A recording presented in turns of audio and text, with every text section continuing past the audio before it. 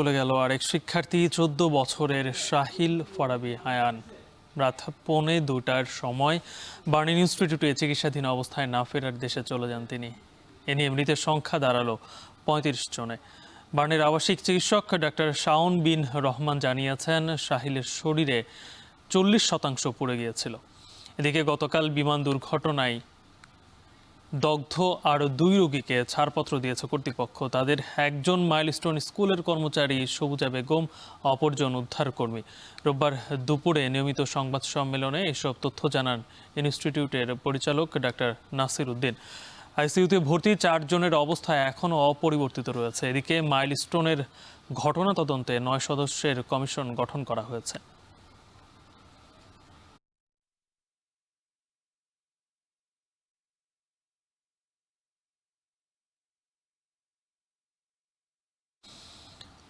Milestone স্কুলে বিমান দুর্ঘটনায় হতাহতদের সবশেষ খবর জানাতে বার্ন ইনস্টিটিউটে আছেন মেহরাব সুমন। সরাসরি যুক্ত হচ্ছে তার সঙ্গে।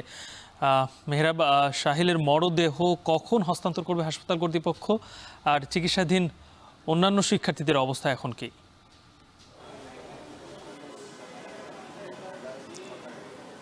গালিব, মাইলস্টোন স্কুল অ্যান্ড কলেজের যে যুদ্ধবিমান বিধ্বস্তের ঘটনায় সর্বশেষ শাহিন নামের একটি ছেলে গতকাল ২:৩০টায় মারা গিয়েছে। সেই সংখ্যা অনুযায়ী এখন পর্যন্ত স্বাস্থ্য অধিদপ্তরের তথ্য মতে ৩৪ জন সর্বশেষ নিহতের খবর আমাদের জানিয়েছে।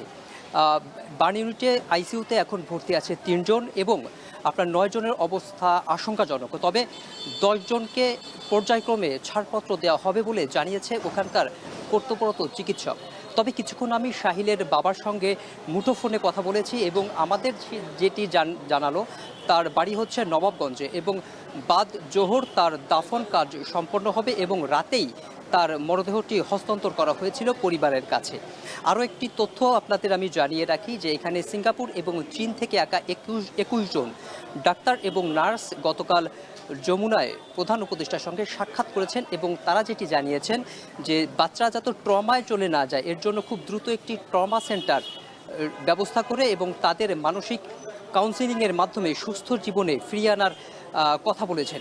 এবং আমি এখানে আইসিইউতে যে ওয়ার্ডে রোগীদের রাখা হয়েছে আমি সেখানে গিয়েছিলাম এবং সেখানে আমি দেখতে পেয়েছি যে সিঙ্গাপুর থেকে এবং আপনার যে চীন থেকে যেসব ডাক্তাররা এসেছেন তারা আমাদের দেশীয় চিকিৎসকের সঙ্গে যৌথভাবেই চিকিৎসা সেবা প্রদান করছেন এবং কর্তব্যরত চিকিৎসক আরও যেটি জানালেন যে তাদের চিকিৎসায় কোনো রকম ঘাটতি এবং ত্রুটি রাখা হচ্ছে না। তবে আমি সকালে ২-১ জন আপনার যারা গার্ডিয়ান আছে, যারা শিশুর স্বজনেরা এসেছিলেন তাদের সঙ্গে আমি কথা বলেছি এবং তারা যেটি জানালেন যে তাদের বাচ্চার কোনো ধরনের সমস্যা হচ্ছে না এবং তারা ক্লান্ত এবং উদ্বেগ উৎকণ্ঠায় তাদের দিন পার হচ্ছে কখন তারা তাদের বাচ্চাদের সুস্থ দেহ নিয়ে যেতে পারবে নাকি তাদের মরদেহ তাদের এখান থেকে নিয়ে যেতে হবে। এই ছিল আমার কাছে জাতীয় burn and plastic surgery institute থেকে সর্বশেষ। যুক্ত ছিলেন সহকর্মী মেহরাব সুমন। দেখছেন এখন বাণিজ্য।